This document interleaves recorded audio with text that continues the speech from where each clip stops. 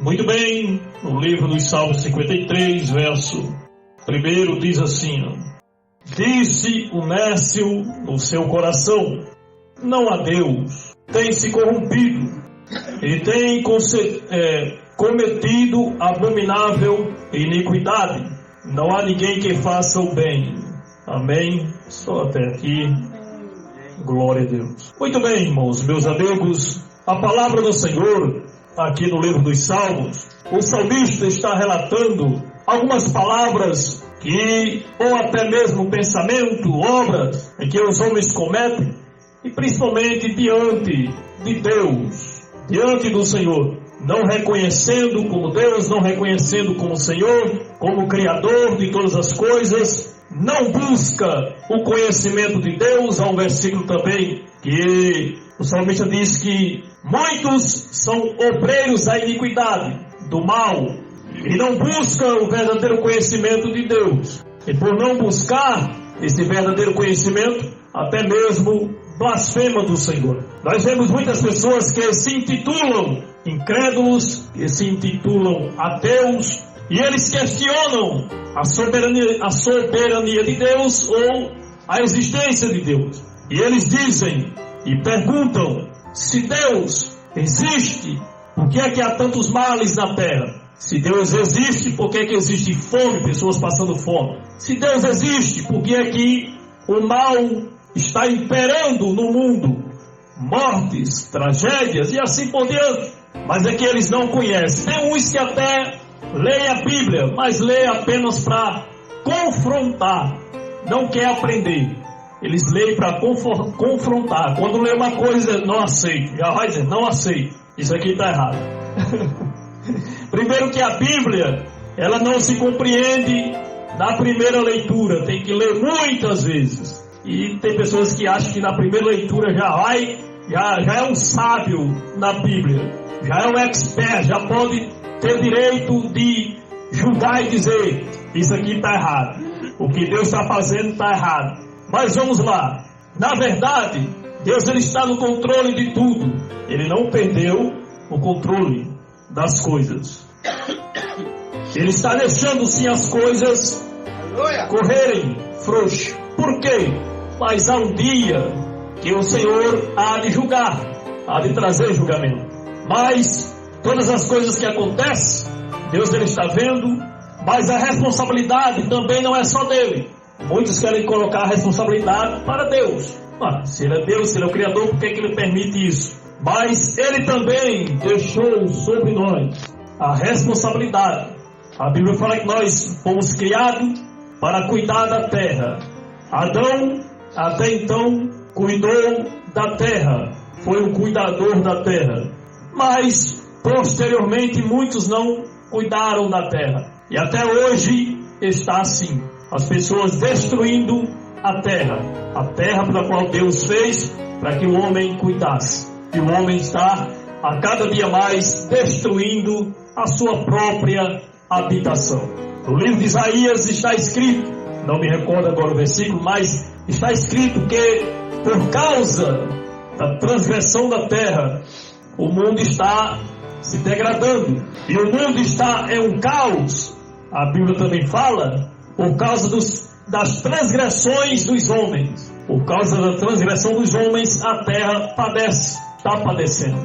Então existe a responsabilidade do ser humano. Não devemos colocar, ou principalmente esses incrédulos, colocar a responsabilidade só em Deus. Primeiro que Deus não nos criou para sermos um boneco, ou um fantoche que ele está lá com a sua linha agarrado em nós, ele faz o que quer lá com as mãos. Não.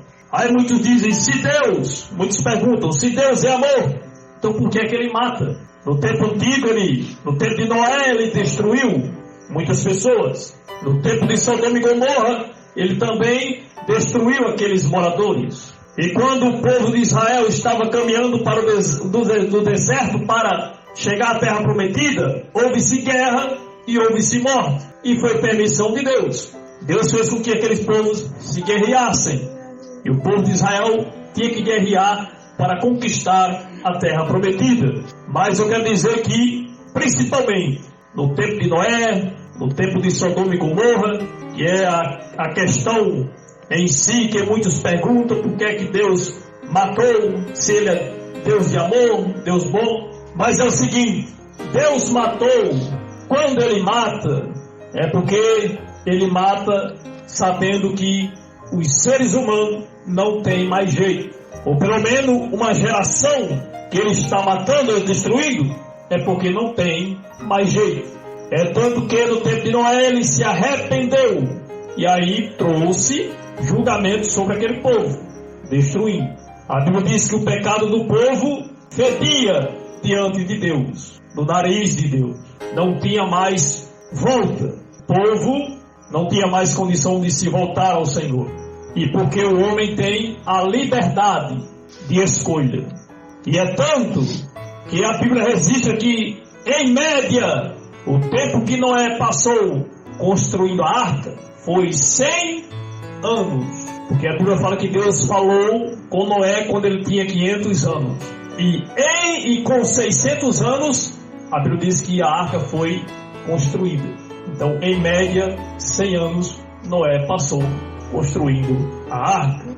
E com certeza, aqueles que viam não deram crédito, zombavam, mas Noé estava lá, fazendo ele e a sua família a arca. E no tempo de Sodoma e Gomorra, do mesmo jeito. Do mesmo jeito. Os homens também se corromperam de tal maneira que não tinha mais conserto. De maneira que queria até manter relações com os anjos que ali chegaram para tirar Ló e a sua família. Eles reconheceram que eram anjos, mas não temeram. Quiseram até manter relação ou até mesmo judiar com os anjos. E por fim nós sabemos que Deus o destruiu. Então quando ele mata, porque ele diz que foi ele quem criou, ele é quem faz, fere e sara, dá vida e mata. Quando ele mata é porque ele vê que não tem mais jeito, porque o ser humano ele é mau. O ser humano tem a tendência de viver na incredulidade, na desobediência. Mas também Deus deixa lá no fundo da consciência para ver se a pessoa se converte. Ele mesmo diz, tanto no livro de Jeremias como no livro de Ezequiel, ele não tem prazer na morte do ímpio, mas quer que o ímpio se converta dos seus maus caminhos. Mas é difícil o ímpio se converter. Há um versículo, não me faz memória, em Salmo e Provérbio, que diz que ainda que se mostre favor ao ímpio numa terra boa, ele mesmo assim não deixa a sua transgressão, não deixa de praticar impiedade. Ora, a Bíblia fala que existia um que era perfeito até então no céu, chamado o anjo de luz. A Bíblia fala que no princípio ele era perfeito nos seus caminhos, até que se achou engano. Lá no céu, canto bom, maravilhoso, teve um que se rebelou e levou consigo a terça parte dos anjos, enganando, ainda mais aqui na terra. Mas Deus, fazendo isso, não deixa dele ter amor. Sabe qual é a maior prova do amor de Deus? É a sua paciência. Aí aqueles que lêem a Bíblia não enxergam isso, aí acham que não, Deus não é amor, não, que ele mata. A maior prova de Deus é a paciência. E a Bíblia fala que todos esses episódios que aconteceu, Deus teve paciência. Esperou. Quando viu que ninguém tinha mais jeito, então tinha que tomar a providência. Pedro fala na sua carta, o Senhor é longânimo, Ele quer que todos venham se arrepender. Ele dá tempo, dá chance. Então essa é a prova de Deus, dando chance. Por exemplo, no livro de Jonas, para nós terminar, a Bíblia fala que aquela geração em Nínive também era geração má, estava praticando coisas ruins, abomináveis ao Senhor. Aí Deus disse: Jonas, vai lá, prega, vai a Nínive e prega, diz lá que eu vou submergir a Nínive. Ou seja, Nínive era uma cidade praiana, à beira da praia, à beira do mar, e Deus iria mandar, como nós conhecemos como tsunami, para varrer e engolir aquela cidade. Jonas até por um momento não quis ir, ficou com medo e tal, todo aquele processo, entrou no barco para ir para outra cidade. Deus faz um mar revolto lá, e é necessário alguém lançar ele se confessa e lançar ele dentro do mar. Vem uma grande baleia, engole ele, até que lá ele ora ao Senhor. O Senhor tem misericórdia, lá vai, Deus faz com que a baleia vomite ele lá no pé da cidade. Lá vai ele pregando: Ninivitas, arrependei-vos, porque o Senhor daqui a 3 dias irá submergir a Nínive. E o que foi que aconteceu? A Bíblia fala que o rei ouviu aquela pregação, temeu a Deus e disse: vamos orar ao Senhor, hein? Vamos nos consagrar, jejuar para que Ele possa ter misericórdia de nós. Deus destruiu? Não, porque o povo se arrependeu. Até Jonas, por ter passado todo aquele processo, ficou com raiva de Deus, porque Deus não destruiu. Já que Deus, ele passou por todo aquele processo e era para pregar lá, então assim que fosse apregoada a sua palavra, Deus era para ter destruído. Ficou lá na beira da praia só vendo a arrumação, aí não viu nada. E ele ficou com raiva de Deus, porque Deus não destruiu. E Deus falou para ele, disse: ei, porventura não teria misericórdia mais de 120 homens, ou 150 mil homens lá, que se arrependeram? Então Deus não trouxe destruição porque o povo se arrependeu. E Deus, ele sempre avisa. Primeiro ele avisa para as pessoas tomarem ciência e se arrepender. Então não venha dizer que Deus não tem amor. A prova do seu amor é a paciência. E ele avisa. Deus não deixa ninguém enganado. Ele avisa. Como ele está avisando a você por intermédio de nós, suas testemunhas. E as coisas vão acontecer porque ele sabe que nem todos irão se arrepender. E a sua grande maioria só vão se arrepender quando vê as coisas acontecerem, principalmente na grande tribulação. É onde a maioria vai se arrepender. Mas até então, o povo aceita, desvia. Uma hora quer, outra não quer. Uma hora está servindo, outra hora não serve mais ao Senhor. E muitos também desprezam. Até ouve, mas não entra no coração.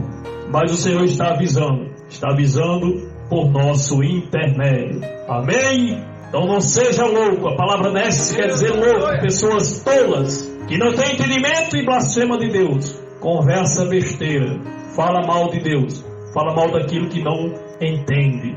Mas que o Senhor tenha misericórdia de vós. Jesus abençoe. Vamos adorar o nome do Senhor.